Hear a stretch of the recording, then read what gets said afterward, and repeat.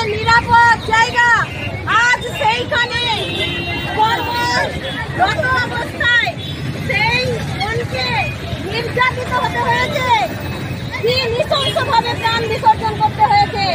আজকে সেই দিন আমাদেরকে ফিরে আসবে না, তাও কেউ গ্যারেন্টি দিতে পারছে না। তাই সবাই একসঙ্গে এক স্বরে একসাথে বলবো, জাস্টিস আরজিকর কাণ্ডে বিচারের দাবিতে এভাবেই সোচ্চার হয়ে উঠলেন এই আশাকর্মীরা।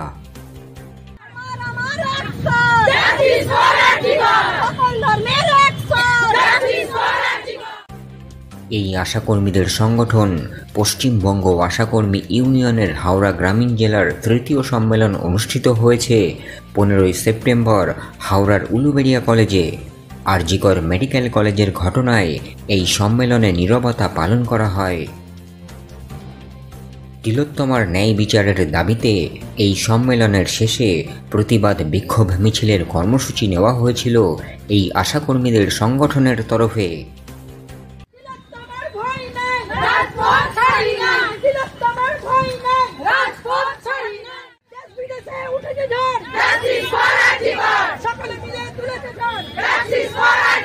তোমার আমার সমর্থন।